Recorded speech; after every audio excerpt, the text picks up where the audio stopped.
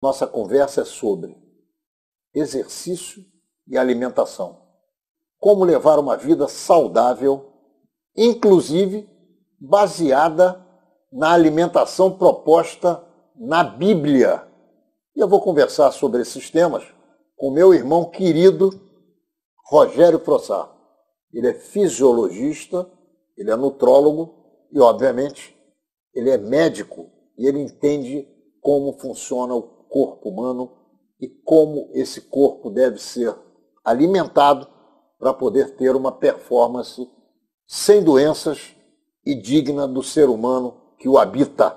Meu querido irmão e amigo Rogério Frossard, seja bem-vindo. Querido Rony, é um prazer poder estar aqui mais uma vez e participar desse maravilhoso programa que você concede a todas as oportunidades de ter um entendimento melhor a respeito de como funciona o corpo e de como que o Eterno que o preparou para funcionar. Né? Menorá na TV entrando no ar mais uma vez. Qual é o conselho que você considera fundamental para alguém que precisa cuidar do corpo e não está conseguindo? Ronaldo, basicamente o corpo, ele é uma, digamos assim, uma obra-prima, né, que foi criada de uma maneira fabulosa, né, dificilmente a gente acredita no fato de que aquilo tenha sido fruto de tempo, que seria o caso da evolução. É muito difícil acreditar nisso, a menos que a gente vai começar a erguer estátuas ao tempo, porque o tempo tem que ser um Deus para fazer o que fez, porque é uma coisa tão maravilhosa. De forma que ele, fazendo parte de um ecossistema e perfeitamente adaptado a esse ecossistema, ele funciona de uma forma que ele, como qualquer outra criatura viva, precisa de tirar energia para funcionar.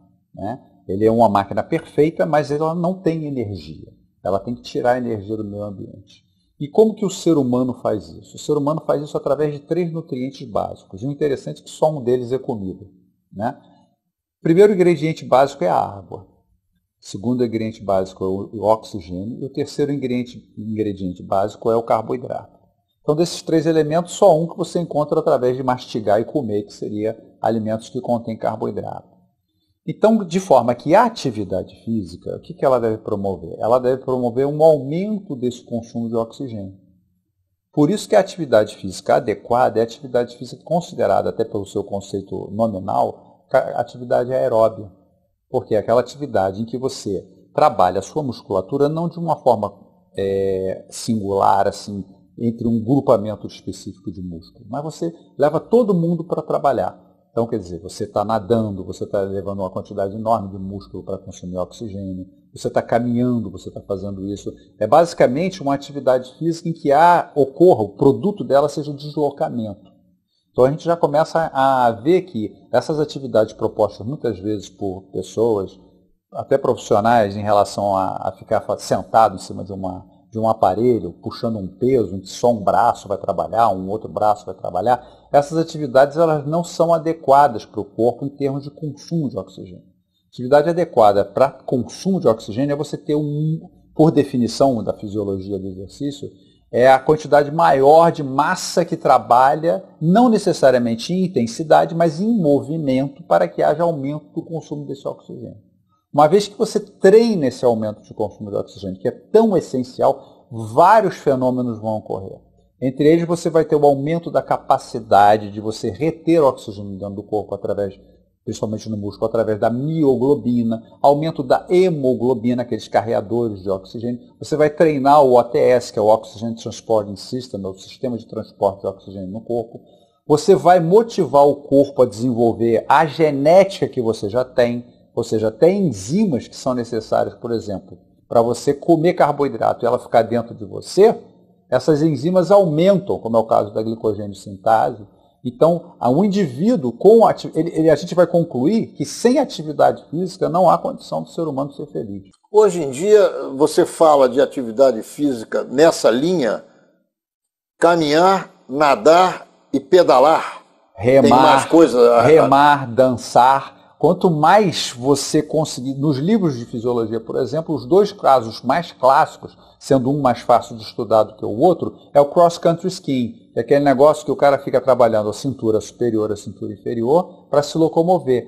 A dificuldade maior no passado era em relação a estudar o indivíduo nadando, mas hoje em dia já temos muita coisa muita tecnologia para fazer isso, subaquática, etc. e tal. Porque o indivíduo nadando, ele está utilizando a maior quantidade possível, porque ele está num espaço tridimensional para ele, que ele pode fazer movimento de lateralidade, para cima e para baixo à vontade. Então, natação, cross-country skiing, remo, que a pessoa pensa que trabalha muito o braço, mas trabalha muito membro inferior também. Todas essas atividades, elas são atividades que corroboram para que o homem seja treinado em consumir oxigênio. Qual é a nota que você dá para corrida?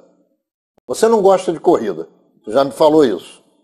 Qual é a dificuldade que a corrida traz para o corredor em termos genéricos e também específicos? Bom, basicamente a corrida ela vai promover esse aumento de consumo de oxigênio. Agora, o problema é que quando você trabalha uma musculatura para aumento de consumo de oxigênio, há dois fatores que você tem que tomar cuidado. O primeiro fator é a troca de calor.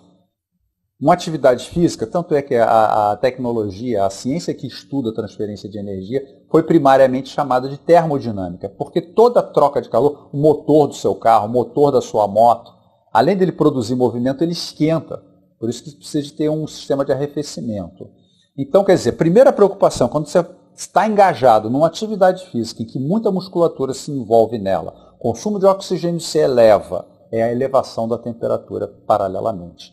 Então, quer dizer, quando você tem uma atividade que esquenta muito e você não tem ventilação adequada, você começa a desidratar a pele, você começa a perder água. E essa perda de água, só para você ter uma ideia, como a água é um elemento tão importante nutricionalmente falando, que para 1% se calcula de perda de água no corpo, você perde 10% da capacidade física. Quer dizer, na verdade, a corrida aumentaria muito em relação esse a calor. Andar, a caminhada aumentaria muito. Aumenta em muito a perda de líquido. E vamos para o segundo tempo. O segundo tempo seria o impacto dessa atividade. Porque uma coisa é você dizer, eu preciso de uma musculatura, uma grande parte da minha massa muscular mexendo, se movendo dinamicamente. Ok, agora esse mexer, ele é impactado sobre alguma superfície.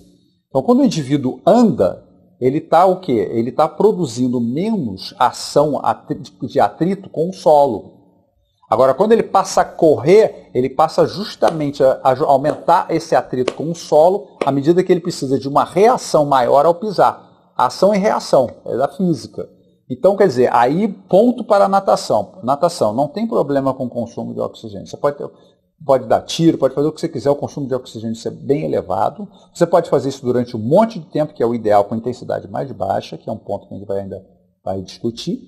Não há problema com troca de calor, não há problema com hidratação da pele e outras coisas, e você não tem o problema do impacto, porque você está alavancando na água. E alavancar na água significa o tipo de contração muscular em que você pode negociar como que você vai fazer isso, de forma a dividir o esforço. Isso não, ao contrário dos outros dois tipos de contração muscular, a isocinética e a isométrica, em que você não vai para lugar nenhum, a isométrica. E aí, a isocinética é uma que só ocorre mesmo com aparelhos computadorizados ou dentro d'água. E a caminhada?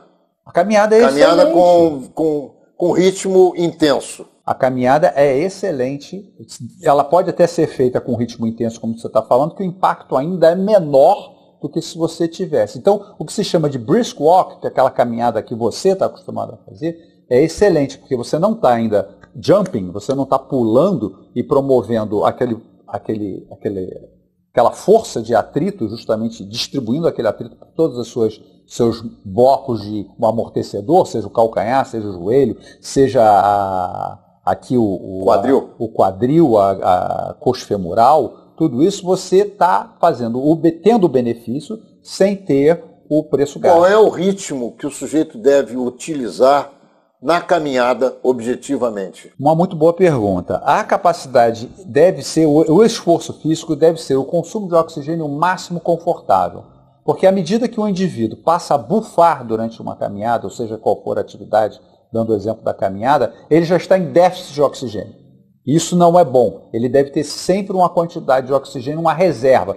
Dizem os bons livros, como falam os bons fisiologistas, a caminhada boa é aquela que você poderia estar até eventualmente fazendo um discurso, caminhando e de repente dando um palpite em alguma coisa com um amigo do lado, ou fazendo algum comentário, olha, cuidado com o buraco, vai cair, não sei o quê, segura o cara, entendeu? Esse é o ritmo adequado. Então, se você tem um 100% de consumo de oxigênio máximo durante uma atividade física, essa intensidade seria um pouco abaixo, seria até bem abaixo, seria em torno de 70%, 65% da capacidade máxima de consumo de oxigênio.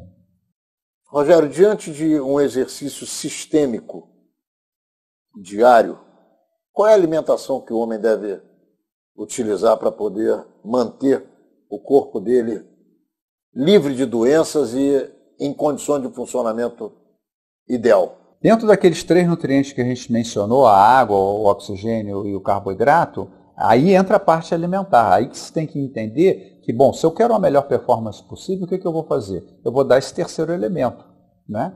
E coincidentemente ou não, esse terceiro elemento ele já vem com um primeiro elemento, que é a água. Porque o hidrato de carbono, ou carboidrato, ele é um carbono hidratado, ele é lotado de água. Todo mundo pensa numa batata, por exemplo, a batata não sei o quê. Pô, 85% aproximadamente da batata é água. Alguns dias atrás eu saí com meus netos e meu filho para comer no batata inglesa e os meus netos me perguntaram: vô, você está de dieta comendo batata? Você vai engordar. Eu falei: não, querido, vocês estão enganados. Explica isso. Exatamente, é um alimento rico em água e carboidrato, são aqueles 2 elementos. Batata assada, não frita. Que você precisa. Exatamente, porque aí você desfigura o alimento.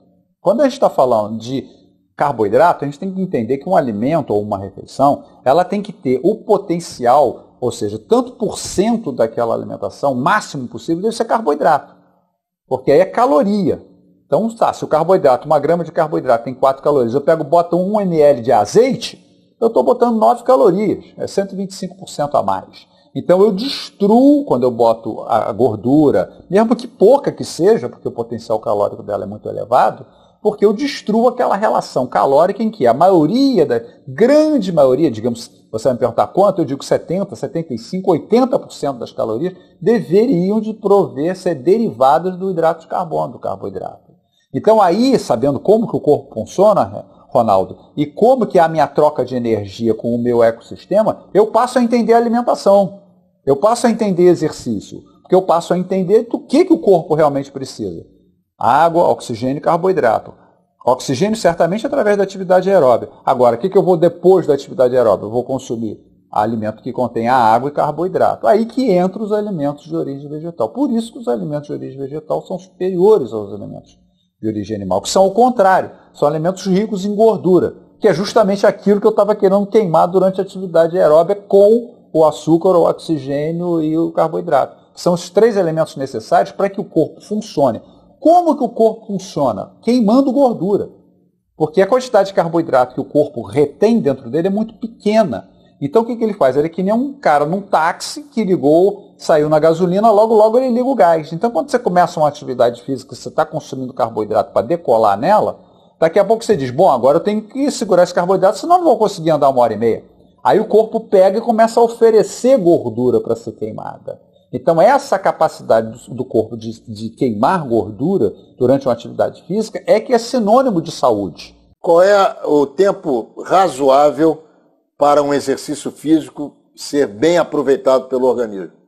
De uma maneira geral, quando você dá início a uma atividade física, você faz aquilo, você começa a queimar carboidrato, não está queimando gordura ainda. Isso vai levar um tempo, que vai depender da capacidade física de cada um e a intensidade dos esforços. Normalmente isso demora 20 minutos? 5, 10 minutos, a pessoa já está aquecida. No que ela está aquecida, ela entra num patamar daquele consumo de oxigênio mais alto do que o basal e ela vai começar então a queimar gordura. Levando isso, esse que é o tempo interessante do treinamento físico, esse tempo ele deveria durar pelo menos 30 a 40 minutos. Então vamos botar mais 10 que o indivíduo começou e mais 5 para ele terminar esse exercício voltando à calma. Vamos botar aí uns 50 minutos, é assim o mínimo de uma sessão de treinamento aeróbico. E o médio?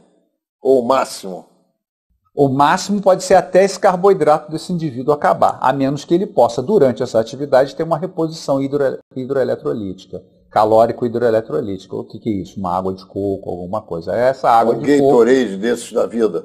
Ou isso você já não é favorável? Eu sempre prefiro... Você prefere o natural? Prefiro pegar aquele negócio que está na árvore, entendeu? Infelizmente, por uma série de patrocinadores, seja lá o que for, Bom, você falou em 50 minutos mínimo.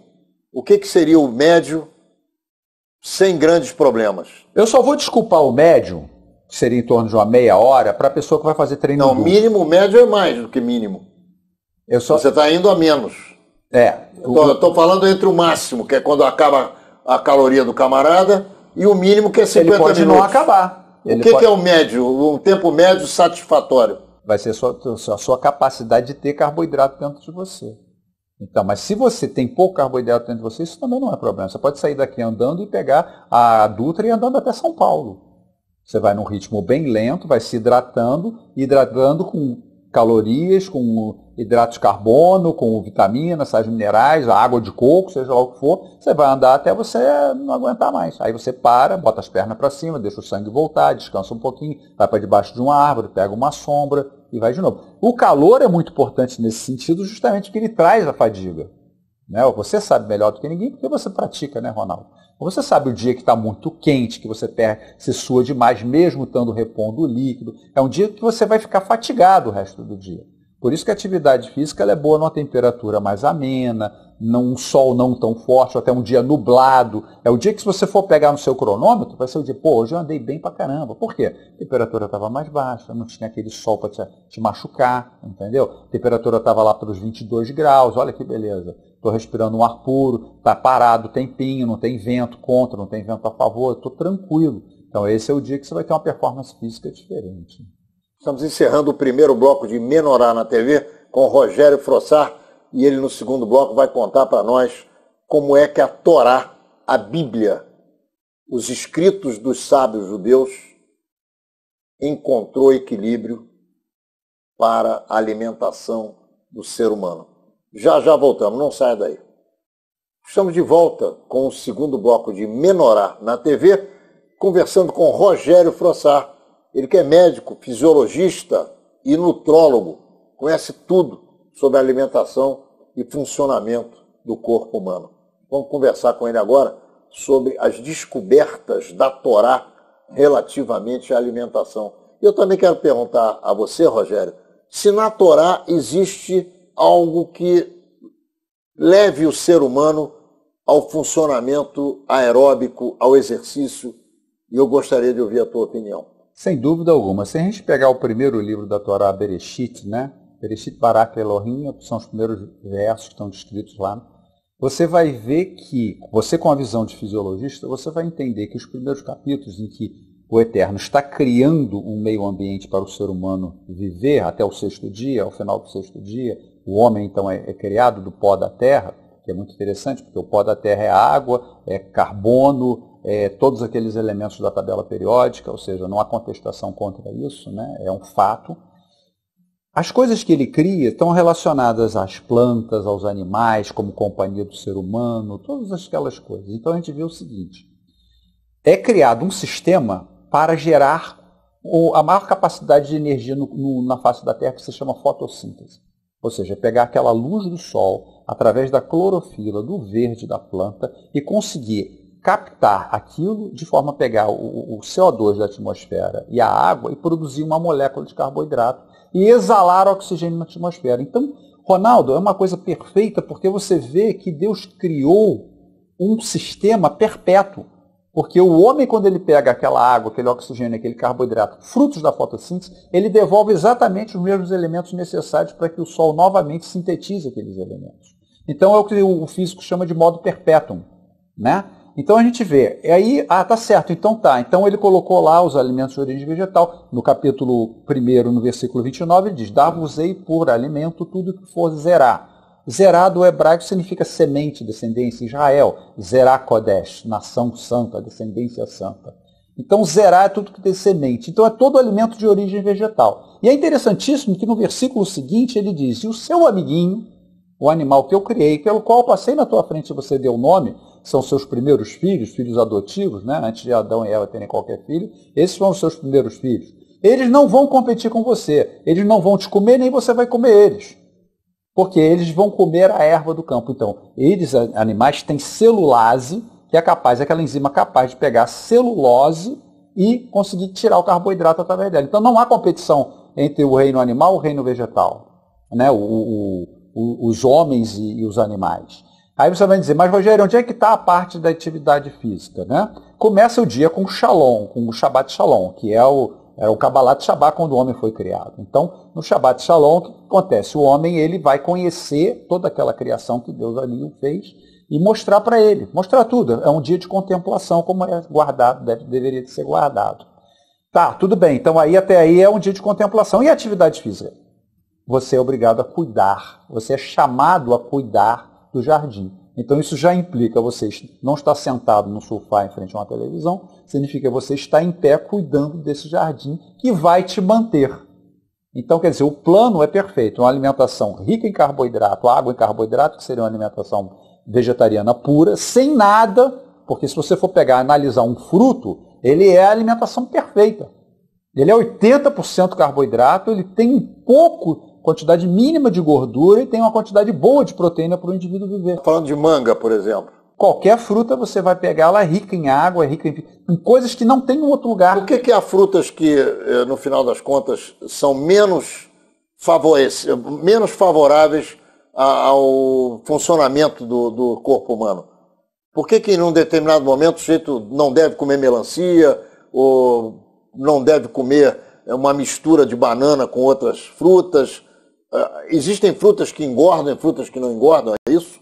Não. A fruta, por excelência, ela é normalmente rica em água, carboidrato, tem coisas que nenhum outro elemento tem, que é a vitamina C, numa quantidade expressiva. Você tem isso nos vegetais, não tem nos animais.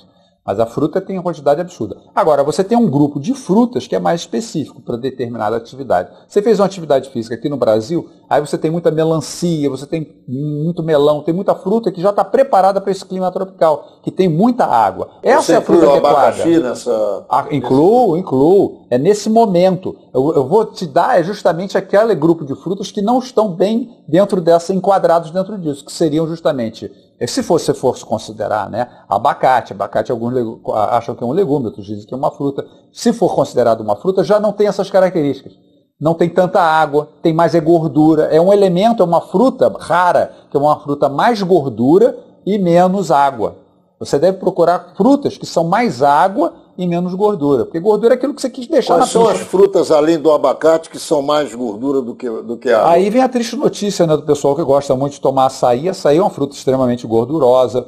Se você for considerar nozes, castanhas como parte da fruta, como fruta, essas aí então quase não tem água, tem realmente muita gordura. Então, basicamente, as que são mais, digamos, recomendadas para uma atividade física, para quem está visando emagrecimento, são frutas que são muito ricas em água. Melancia, e a maioria delas. Abacaxi. A maioria delas é rica em água. Uva é rica em água.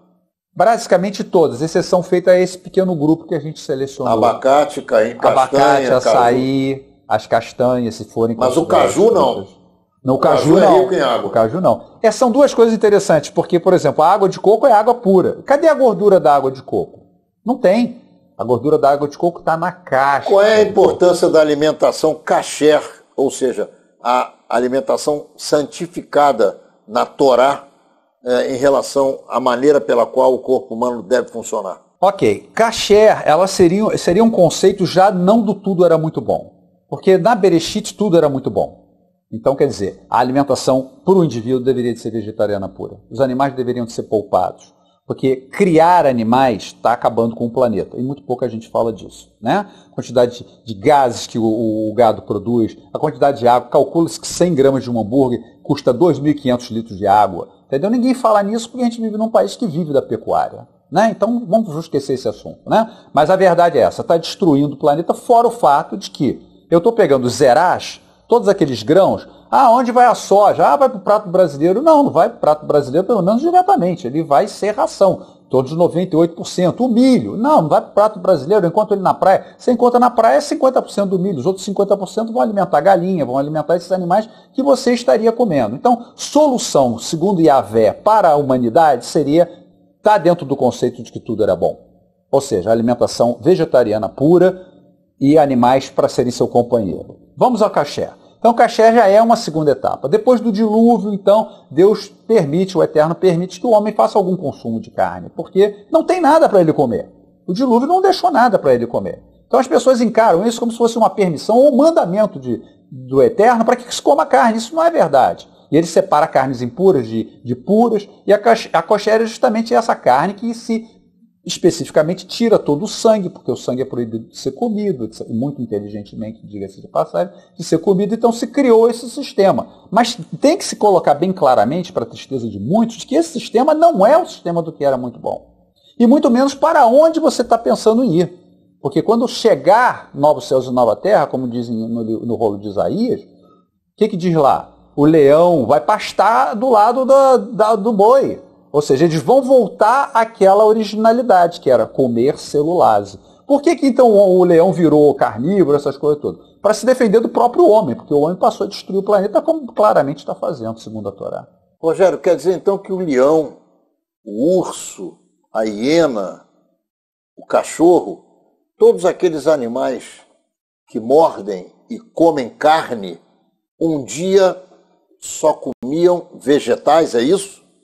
Segundo o relato do capítulo 1 da Bereshit, no versículo 30, que é sequência do versículo 29, que fala a respeito da manutenção do homem, zerá, são ervas do campo que esses animais deveriam estar ingerindo. Aí você vai dizer, mas Rogério, como que um animal vive sem carboidrato? Porque um animal morto, ele é carcaça, ele só tem gordura e proteína. É isso que eu como quando eu como uma carne. Eu não como uma carne a sangue quente. Eu não sou carnívoro, eu seria carniceiro, a verdade é essa. O ser humano ele não é carnívoro. Carnívoro seria se ele pegasse o bicho e fosse lá no pasto e mordesse ele e comesse ele com sangue.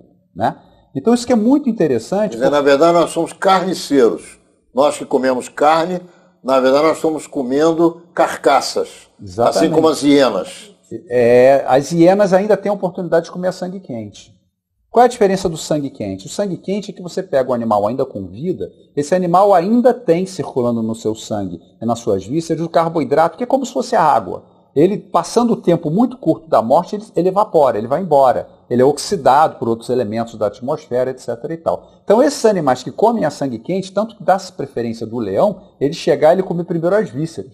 Ele come as vísceras porque ali ele vai encontrar o quê? A grama em paralelo que aquele outro animal estava comendo. Então ele continua precisando da grama também, que ele foi ordenado ele a comer. Mas só ele que come a grama através de se alimentar da carne. Das vísceras do... ele não come o músculo, ele dá preferência, ele penetra o músculo para matar o animal, mas em seguida ele vai direto nas vísceras. Ele é como se ele quisesse o doce, o sangue é doce, então ele ainda quer o doce.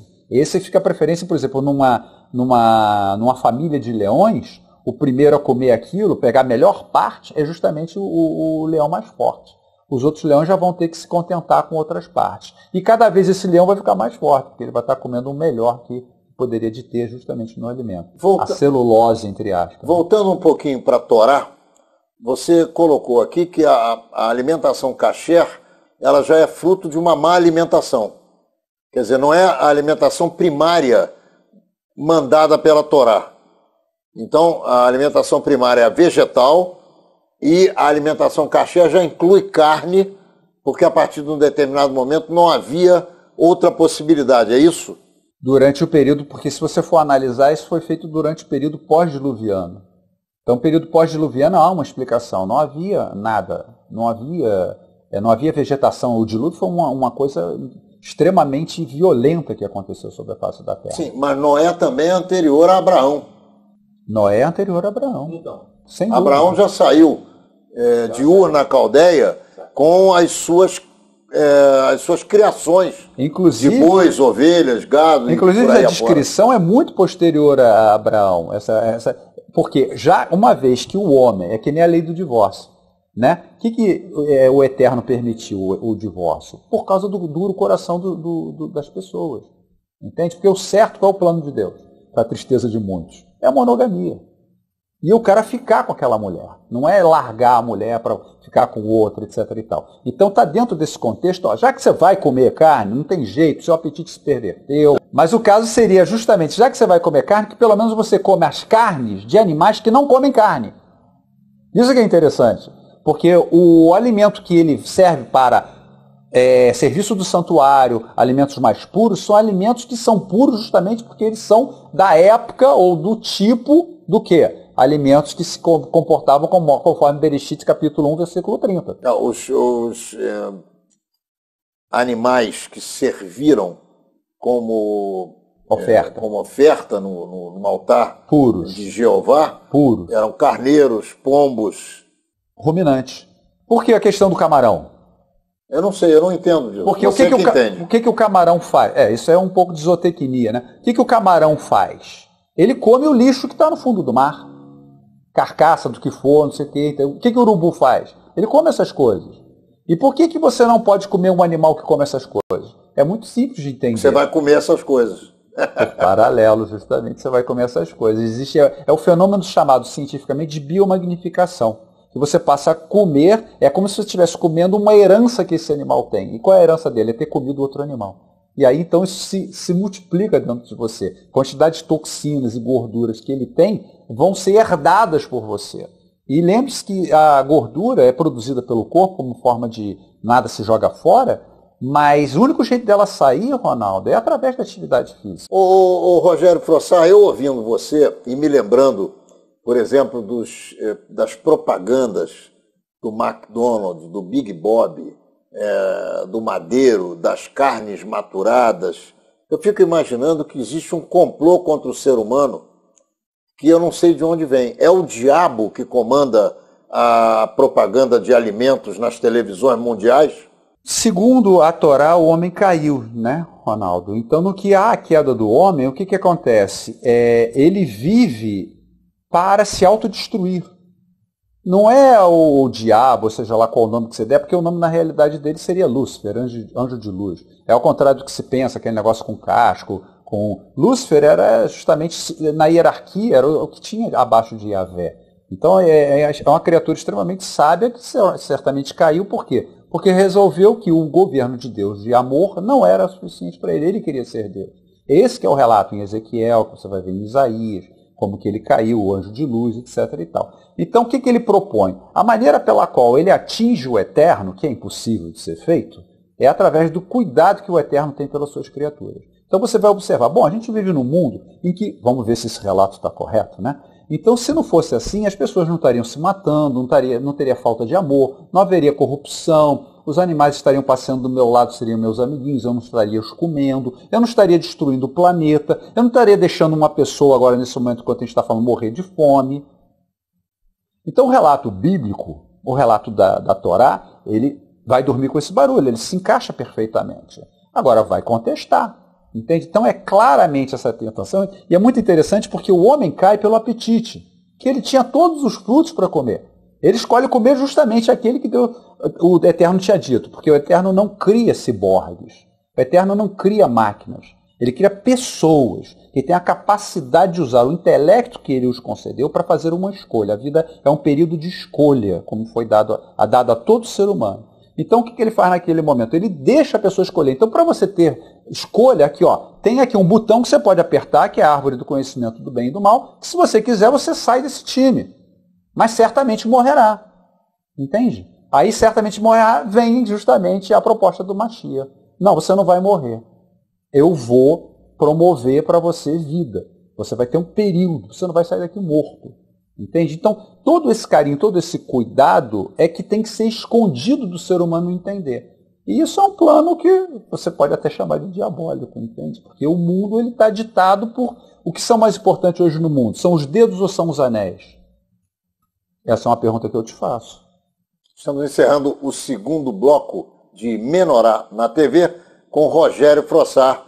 E já, na nossa volta, ele vai nos explicar como é que deve o cidadão tratar a sua musculatura após e anteriormente a exercícios físicos, à alimentação e ao dia a dia de cada um. Já voltamos.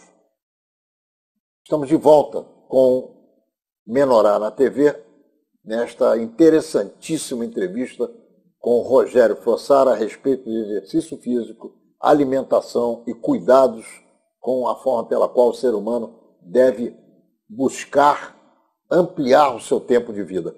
Meu querido Rogério Frossar, você me perguntou se as pessoas hoje no mundo preferem se preocupar com os anéis ou com os dedos. É claro que elas estão cuidando muito mais dos anéis do que dos dedos, infelizmente. Respondida a sua questão, vamos aqui agora à musculatura. Como deve o ser humano tratar os seus músculos? Pois é, Ronaldo, a questão justamente é essa. Por falta de entendimento a respeito do tecido muscular, vamos esclarecer, o corpo humano ele tem mais de 200 tipos diferentes de tecido. Do olho, a cabelo, tudo isso é um tecido. É um grupo de células especializadas. É interessante que o músculo ele ocupa, normalmente, quase que 45% da sua massa. 45% do peso de uma pessoa dentro do seu peso ideal é músculo. Lógico que isso varia de indivíduo para indivíduo, se o indivíduo tem mais gordura ou menos gordura, mas o indivíduo dentro do seu percentual de gordura, ele pode ter até 45% do seu peso de músculo. O que chama muito a atenção é o fato de as áreas da saúde conhecerem tão pouco o funcionamento desse músculo. A ponto de saber que o diabetes hoje em dia, já desde o ano 2000, já bem classificado, bem orientado, é de que o diabetes é justamente uma doença dentro do músculo. Quando a gordura que se acumula dentro do músculo, que não foi feito para ter tanta gordura, um derivativo dela impede a absorção da glicose. Inibe o GLUT4, que é o transportador dessa glicose. Então, quando você pega um indivíduo, quer tratar um indivíduo com diabetes do tipo 2, emagrecimento. Por isso que essas cirurgias bariátricas têm comprovado que em torno de 85% das pessoas diabéticas que fazem essa cirurgia e emagrecem de uma forma... Continuam diabéticas. Não, elas deixam de ser diabéticas. Deixam de ser diabéticas, ou seja, aquela gordura dentro do músculo está indo embora. Então é só para lembrar de que pouco se entende a respeito de, ou se fala corretamente a respeito de alimentação, por falta de conhecimento desse digno, ilustríssimo desconhecido para o ser humano, que é o músculo. Então o músculo, o que ele consiste? Ele é uma célula totalmente atípica. Ela é uma célula que não se divide. Então o músculo, você tem a quantidade de músculo no seu corpo que foi dentro da barriga da dona Lígia, lá do centro do seu útero, definido no 100º dia de vida intrauterina. Então o Ronaldo já nasceu com um grupo de células musculares que só dali para frente só vão terminar. Entende? Elas vão crescer em 2 dimensões, em comprimento e em largura. São células enormes. Por exemplo, você pega uma coxa de um indivíduo, e principalmente um indivíduo de muita altura, você vai ter que um músculo ele cruza de ponta a ponta. Então, o músculo é uma fibra muscular que pode ter 60, 70 centímetros. É uma célula com 70 centímetros de comprimento. Ela é multinucleada, ela foi feita para ter um trabalho metabólico gigantesco. Se você quer entender a respeito de endocrinologia, você não vai saber nada se você não entender a função do músculo. O músculo não é necessariamente uma glândula, mas a função metabólica dele é disparada a função de qualquer tireoide, qualquer outra glândula que exista no organismo. Dito isso, a gente fala a respeito de dieta sem entender como é que o corpo funciona. A gente fala a respeito de dieta sem entender que o corpo precisa de oxigênio através do consumo, da atividade aeróbica, ele precisa de água e ele precisa de carboidrato, porque é assim que o músculo deve trabalhar. Agora, uma vez ele trabalhado, vamos numa segunda etapa. Como que seria o tratamento mecânico? O químico a gente já viu que a gente tem que dar esses 3 elementos para a fibra muscular. O mecânico, após uma atividade física, essa musculatura ela tende a encurtar. Com o trabalho, o calor, ela dilata e ela encurta. A sua dimensão encurta. Por isso que o indivíduo, se ele não alongar antes e depois da atividade física, a tendência, mesmo sendo uma atividade aeróbia, é dele, aos tempos, e é a velhice, a pessoa começar a encurtar. Então é muito interessante porque as pessoas se preocupam muito em fazer atividades particulares, como é o caso da musculação, que é o maior encurtador muscular que existe. Entendeu? E é uma falácia, porque a musculação sem atividade aeróbia muito grande é que nem comida, é azeite numa comida rica em carboidrato. Você vai estragar ela toda. Então as pessoas deviam se preocupar muito mais em fazer atividade aeróbica que não encurta. Uma vez a musculatura encurtada, além de ela ser feia, ela ser ruim, ela é mecanicamente ruim, porque o músculo, quanto mais ele estiver alongado, ele funciona como um estilingue, como um elástico, melhor. Ele é capaz de produzir. Vou te citar um exemplo. Hoje em dia, quem é o número 1 dentro do tênis? Chama-se um cara de 36 anos chamado Roger Federer. Agora você olha para um Roger Federer com 36 anos e você diz, o que esse cara tem de estranho? Ele é jogado para trás. O corpo dele não caiu em cima dele. Ele é todo jogado para trás. Observe aqui um fato que não é muito anormal, que ele ganhar um torneio ou uma partida, em que ele levanta os braços dele são lançados para trás. O normal do ser humano levantar o braço é o corpo todo cair para frente, porque ele não aguenta o peso do braço. As ligações dele, a glândula numeral principalmente, é aberta para trás. O que significa isso? Significa que esse cara não é encurtado. Significa que ele está com menos tendência a ter lesão. A gente viu ontem mesmo no jogo do Djokovic, ele tomou uma surra de um japonês, perdeu de 3 sets a 1. Foram 2 sets a 1 que ele perdeu, na melhor de 3 sets. Entendeu? Não que ele seja um cara encurtado, mas ninguém é igual aquele cara, aquele Roger Federer. Porque ele tem essa particularidade. Ele é alongado. Aí o que adianta isso, Rogério? Porque uma musculatura... Mas ele é alongado, nascido assim? Ele é, não. Ou ele faz o alongamento que tem que fazer? Aparece lá na TV o pai e a mãe dele, você tem que ir lá e cumprimentar. É alguma coisa completamente genética. O cara foi feito para fazer aquilo lá. Ele foi feito para jogar tênis. Quer dizer, ele já é alongado naturalmente. Lógico que existe uma cabeça muito boa sobre aqueles ombros, que é um cara de família, não é um cara que é levado à bebedeira e às orgias. Exatamente, é um cara que tem uma cabeça no lugar, tem uma família, etc. E tal, gosta do que faz, porque tem sucesso, ele gosta de treinar, é um cara de boa índole, etc. E tal. É uma coisa, é um ponto fora da curva. Mas é um exemplo que a gente dá de como que o cara é alongado. Então o que significa? Quando o cara joga a bola pro alto para dar o saque, ele já vem com o braço dele numa posição anterior aos outros. Então ele tem, quando ele encosta na bola, que é sempre um ponto acima da cabeça... A força é muito maior. A força é muito maior, é meio de KX2. Ele já tem uma energia potencial elástica guardada, o que faz ele poupar energia. E ele não encurtando, porque o encurtamento é o quê? É a prévia do problema da lesão.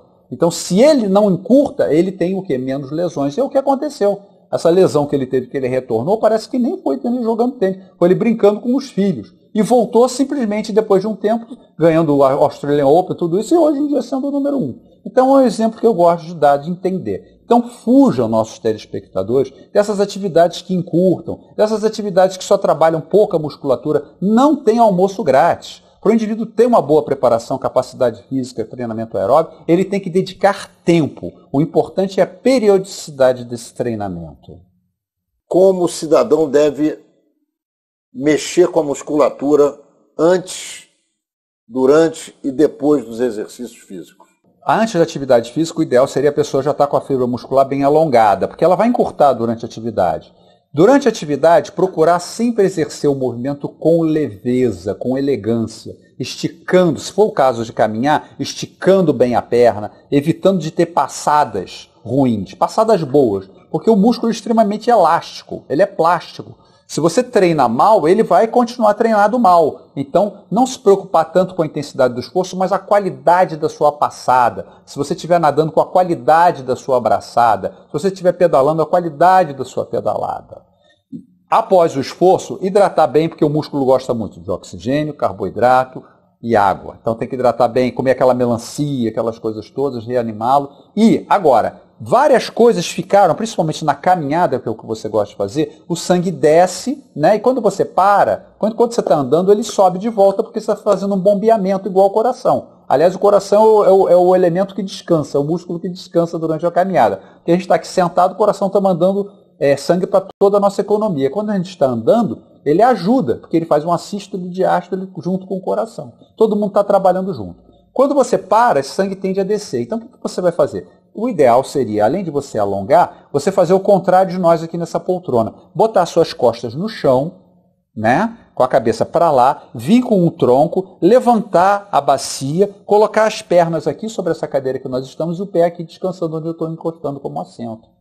Quando você diz levantar a bacia, tirar a bacia do chão. Não, é só deixar ela assim, encostada, sem esforço nenhum, é uma posição de descanso. Uhum. Pezinho aqui, perna, coxa. É um ângulo reto. Isso, e jogar os braços para trás e deixar então que o sangue lá da ponta do seu pé comece a descer, abrir as válvulas das veias, né, que elas se fecham da forma gravitacional, abrir e o sangue se retornar e ser então trabalhado pelo coração e pelo pulmão. E aí você estaria fazendo isso, além de, se você puder também fazer alguma atividade, em vez de encurtar, fazer uma musculação, sei lá o quê, você fazer um alongamento. Se você tivesse, então, uma boa fisioterapeuta, ela fazia um alongamento passivo. Colocava uma panqueca de gelo na sua coxa, por exemplo. Panqueca de gelo é um gelo numa toalha em que você amassa, isso é um termo. Coloca essa panqueca de gelo durante os 15, 20 minutos e depois, em seguida, ela vem e alonga o seu quadríceps. Se você fizer isso, no dia seguinte, Ronaldo, você vai se sentir novo para aquela caminhada. Você não vai fazer um acúmulo de encurtamentos e está muito próximo de fazer uma lesão, que é um pesadelo para quem está praticando atividade física diariamente, é ter uma lesão que o impeça de voltar para a pista. Aí a água é muito importante, porque eventualmente se você machucar, coisa que eu espero que nunca aconteça, um joelho ou um tornozelo, você pode ainda ir para a água, esticar os seus bracinhos e bater perna. A água é um elemento fisioterapêutico. Voltando para a questão dos carnívoros, que são os animais que você e a Torá dizem que um dia foram herbívoros e que de repente começaram a se alimentar de carniça, sendo que os mais fortes vão direto nas vísceras de outros animais que pastam e com isso voltam a comer grama. O que você teria mais a dizer a respeito? É muito interessante que a gente observa de que a própria queda do homem que resultou nisso tudo foi a escolha de um fruto chamado de fruto que foi proibido. Quer dizer, a gente imaginar que o país não tem um governo, a gente vê as desgraças que a gente tem de a gente viver num país que está quase que sem governo, e temos um governo paralelo dando tiro aqui para o Rio de Janeiro, imaginar que o Criador de todo o universo não tivesse lei. Então o Criador de todo o universo tem lei. Ele tem lei. A lei dele é o amor. A lei dele é esta. Então, de forma que, quando o homem sai dessa lei, é que e o elemento que fez com que ele saísse dessa lei foi uma ganância do apetite. Ele falou, não, o que Yahvé determinou que fosse para mim como dieta, eu comi diferente. E é interessante porque o paralelo hoje em dia é o mesmo. Porque não há nenhum elemento, dentro de todos os elementos possíveis de destruição do planeta, que a gente conversa, que são elementos, Rony, potenciais. Eu posso ter hoje um navio que está carregando petróleo e ele tem não sei quantos milhões de litros que vai provocar um acidente ecológico. Ele pode provocar. Eu tenho a usina de Angra que pode estourar. Eu posso. Mas enquanto a gente está falando, o gado está comendo a nossa comida, está bebendo a nossa água e está flatulando gases metanos e outros gases que estão literalmente destruindo. Os números de 2015 são os seguintes, para quem não sabe. São 170 bilhões de toneladas de grãos que foram consumidas só para fazer ração desses animais. Você sabe quanto que o planeta consumiu? 20 bilhões. Quer dizer, na verdade, o pum vai matar o ser humano. Está matando o ser humano, é a escolha dele de fazer o que Yahvé disse para ele não fazer. É a comprovação bem clara, porque muita gente fala, o texto bíblico é coisa para bobo, é coisa para idiota, é uma leitura tão... Não tem nada de infantil na leitura da Torá. Absolutamente nada. Quem é infantil é quem lê ela de forma infantil. Porque ali existem coisas extremamente que são imbatíveis. Como eu citei para você, você vai pegar uma tabela periódica, você vai encontrar todos os elementos que tem na Terra, você vai encontrar no homem. E a Torá diz que o homem veio da Terra. Rogério, eu poderia ficar aqui eternamente. Alguns anos conversando com você, mas infelizmente o nosso tempo não permite. E nós chegamos ao final do nosso Menorá na TV com você, que foi uma aula fantástica que eu tenho certeza que o nosso telespectador aproveitou muito. E eu queria te oferecer as nossas câmeras, os nossos microfones, para que você se despeça dos nossos telespectadores, querido. Querido, mais uma vez eu te agradeço a oportunidade e amavelmente eu me dirijo ao público, que eu tenho certeza que é um público maravilhoso, que sempre nos acompanha, já não é a primeira vez que a gente está aqui no programa. Peço desculpa por alguma coisa que eu falei que tenha ofendido alguém, que não é a minha intenção, realmente. E eu adoro sempre vir aqui e o recado que eu posso dar é justamente, procurem como pessoas mais maduras, amadurecidas, fazer uma leitura do texto da Torá, porque os planos do Eterno são planos maravilhosos e eles até então eles têm se constatado, né? Não há nada de que tenha sido dito que não tenha acontecido, as profecias se cumprindo e todas as coisas. E Israel, Shalom, tudo de bom. Valeu. Menorá na TV entrando no ar na quinta-feira que vem, às 10 horas da noite, pelo canal 6 da NET. E também diariamente, em todos os horários que você já se acostumou a nos assistir, mas que você ainda pode conferir aqui embaixo da telinha. Nos vemos lá.